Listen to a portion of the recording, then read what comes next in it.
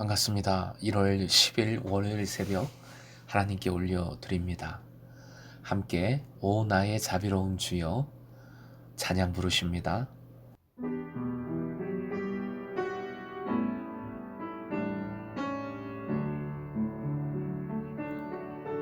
오 나의 자비로운 주여 나의 몸과 영혼을 주님 은혜로 다 채워 주소서. 이 세상 괴로움 걱정 근심 주여 받아주시고 험한 세상에서 인도하소서. 예수 예수 오 예수 지금 오셔서.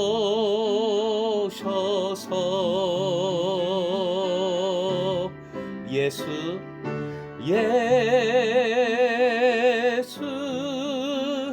오 예수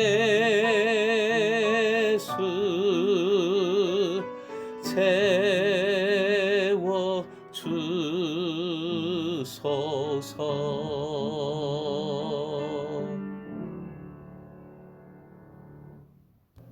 오늘 말씀은 창세기 50장 14절부터 21절까지의 말씀입니다. 함께 본문을 읽겠습니다. 요셉이 아버지를 장사한 후에 자기 형제와 호상꾼과 함께 애굽으로 돌아왔더라. 요셉의 형제들이 그들의 아버지가 죽었음을 보고 말하되 요셉이 혹시 우리를 미워하여 우리가 그에게 행한 모든 악을 다 갚지나 아니할까 하고 요셉에게 말을 전하여 이르되 당신의 아버지가 돌아가시기 전에 명령하여 이르시기를 너희는 이같이 요셉에게 이르라. 내 형들이 내게 악을 행하였을지라도 이제 바라건대 그들의 허물과 죄를 용서하라 하셨나니 당신 아버지의 하나님의 종들인 우리 죄를 이제 용서하소서 하매 요셉이 그들이 그에게 하는 말을 들을 때에 울었더라. 그의 형들이 또 친히 와서 요셉의 앞에 엎드려 이르되 우리는 당신의 종들이니이다. 요셉이 그들에게 이르되 두려워하지 마소서. 내가 하나님을 대신하리이까. 당신들은 나를 해하려 하였으나 하나님은 그것을 선으로 바꾸사 오늘과 같이 많은 백성의 생명을 구원하게 하시려 하셨나니 당신들은 두려워하지 마소서. 내가 당신들과 당신들의 자녀를 기르리이다 하고 그들을 간곡한 말로 위로하였더라. 오늘의 기도 제목, 주님께만 집중할 때 오늘도 사명을 새로이 이루게 하소서. 주님께만 집중할 때 오늘도 사명을 새로이 이루게 하소서. 야곱의 장례식 이제 마쳤습니다. 이 장례식은 종점인 동시에 출발점입니다. 족장시대의 종점이고 그리고 공동체 신앙의 출발점이 됩니다. 형제들이 합동해서 장례를 치르게 하신 것은 리유니언, 새로운 연합이지요. 이제 하나된 공동체, 하나님께서 주신 사명을 이루는 사명 공동체로서 새롭게 출발하게 하신 하나님의 역사하심입니다. 그런데 15절, 겉으로 드러난 모습이 중요한 것이 아님을 다시 깨닫게 됩니다. 형제들의 내면에 이런 생각이 깔려 있었습니다. 실제 고대 시대에 아버지 때문에 복수를 자제하다가 아버지의 사후 복수를 하는 경우가 종종 있었습니다. 성경에도 실제 그런 사건이 있었죠.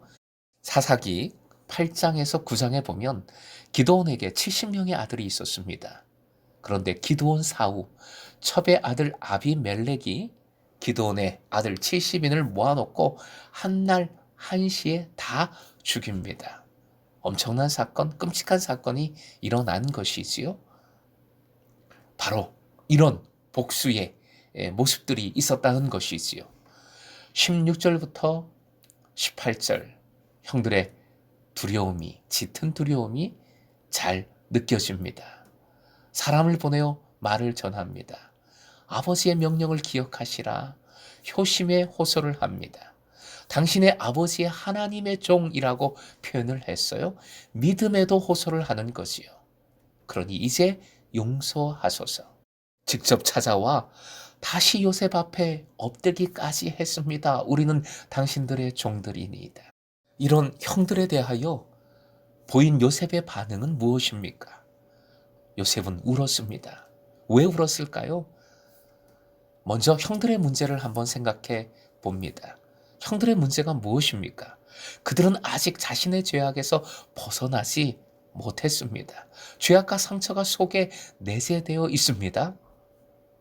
여기서 아주 중요한 영적인 진리를 깨닫게 됩니다. 영적인 발돋움을 하려고 할 때 과거가 발목을 잡는다는 것이지요. 특히 과거의 상처가 발목을 잡고 늘어집니다. 지금은 새로운 출발점입니다. 하나로 단단하게 뭉쳐야 할 때입니다. 하나님께서 그렇게 해 주셨습니다. 완전히 자리를 깔아 주셨어요. 그런데 마음속에 상처와 죄의식이 있는 이 형제들은 결정적인 순간에 뒤로 물러서고 있습니다. 요셉의 형들은 장례를 마칠 때까지 좋은 모습만 보였어요. 좋은 줄만 알았어요. 결정적인 순간에 이렇게 찾아와 한마디로 마음은 아프지만 한마디로 엉뚱한 소리를 하는 겁니다. 그러니 겉모습만 봐서는 안 됩니다. 속사람이 중요해요. 우리의 속을 들여다보아야 합니다. 이들의 특징이 있어요. 이런 분들의 특징이 있어요. 지금 펼쳐진 상황에 항상 뒤의 것을 생각합니다. 형들은 요셉의 이면에 뭔가 다른 꿍꿍이가 있을 것이라고 생각했어요. 왜 그렇습니까? 자신들이 뒤에 상처와 죄악이 남아있기 때문에 그런 생각을 하는 것이지요. 요셉은 17절 하반절에 눈물을 흘렸습니다. 이는 바로 긍휼의 눈물이지요. 불쌍히 여기는 마음입니다. 끝까지 형들을 품고 그리고 용서를 재확인해 주고 더 나아가 형들의 자녀들까지 책임을 지겠다. 간곡한 말로 위로했습니다. 이 긍휼을 그리고 이 책임짐이 형들의 그 깊이 아직도 남아있는 그 죄악의 상처의 찌꺼기를 완전히 씻어 내었을 것이라 생각합니다. 무엇보다 19절 이하 창세기 전체의 주제가 다시 반복이 되고 있지요. 생명을 주시는 하나님, 구원하시는 하나님이 선포됩니다. 이것이 사명 공동체가 해야 할 사명, 즉 생명 주시는 하나님을 증거해야 하는 것이고 더 나아가 하나님은 사람을 통해 역사하시니 어떠하든지 그 뜻에 순종하여 생명을 구원해야 하는 것이지요. 섬기고 사랑해야 하는 것입니다. 그리고 악을 선으로 바꾸시는 하나님이 선포됩니다. 이것은 공동체가 끝까지 믿어야 할 믿음이지요.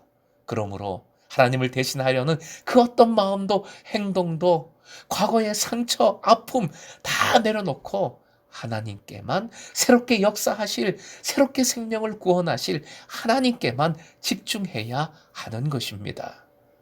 한번 화면 보시고 읽어보겠습니다. 생명을 주시는 하나님, 구원하시는 하나님, 악을 선으로 바꾸시는 하나님, 하나님을 대신하려는 그 어떤 마음도 행동도 내려놓고 하나님께만 집중하라. 교회는 새로운 출발을 이루는 하나님의 공동체입니다. 사명 공동체입니다. 그런데 우리 금성 공동체를 보면 68년 전통이다 보니 그 많은 세월 동안에 쌓여진 나쁜 추억, 전에 있었던 실수, 죄악들이 얼마나 많겠습니까? 또 한편으로는 좋은 추억들도 당연히 많을 겁니다. 그런데 과거의 좋은 추억도 새로움으로 나아가는 데 있어서 더 큰 족쇄가 될 수 있습니다. 전에는 이랬는데요.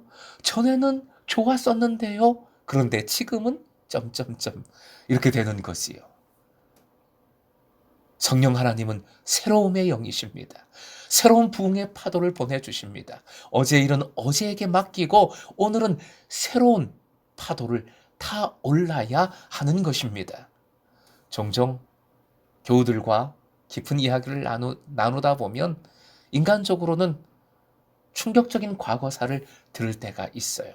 하지만 당연히 그런 일이 있는 것이지요. 있을 수 있는 일입니다. 거기에 얽매이면 앞으로 나아갈 수 없습니다. 새로운 출발을 할 수가 없습니다. 사명 공동체로서의 새로운 순종을 이룰 수가 없습니다. 내려놓고 용서할 것 용서하고 품을 것 품어서 새로운 사명 공동체로 나아갈 수 있기를 소망합니다. 사명 공동체가 사명을 새롭게 감당하려고 할 때 발목을 잡히는 일이 없도록 무엇보다 더욱 하나님께만 집중해야 합니다.